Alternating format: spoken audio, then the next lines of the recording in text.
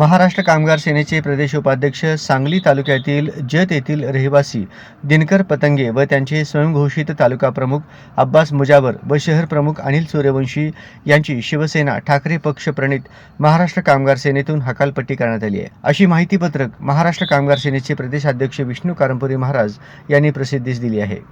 शिवसेना ठाकरे पक्षप्रणित महाराष्ट्र कामगार सेनेची स्थापना 1995 साली श्रमिक संघ नियमांतर्गत झाली। त्यानुसार गेल्या 39 वर्षांपासून महाराष्ट्र कामगार सेनेच्या वतीनं शिवसेना ठाकरे पक्ष संलग्न संघटना म्हणून काम करते। कामगार सेना संपूर्ण महाराष्ट्रात शाखा असून सांगली येथील जत या तालुक्यातील दिनकर पतंगे या प्रदेश उपाध्यक्ष म्हणून नेमणूक करण्यात आली।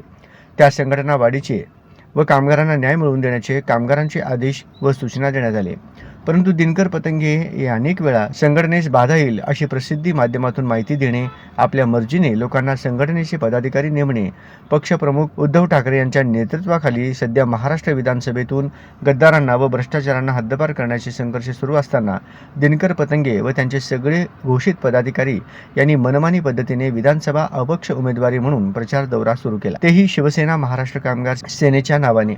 ही कृती पक्षाचे नुकसान करणारे व पक्षप्रमुखांचे आणि महाराष्ट्र कामगार सेनेचे वरिष्ठ पदाधिकाऱ्यांचे आदेश उल्लंघन करणारे आहे। म्हणून मी महाराष्ट्र कामगार सेनेचा प्रदेशाध्यक्ष या नात्याने दिनकर पतंगे व त्यांचे स्वयंघोषित पदाधिकारी तालुका प्रमुख अब्बास मुजावर व शहर प्रमुख अनिल सूर्यवंशी यांच्या हकालपट्टी करीत असल्याची माहिती विष्णू कारंपुरी महाराज यांनी एका प्रसिद्धी पत्रकाद्वारे माहिती दिली आहे।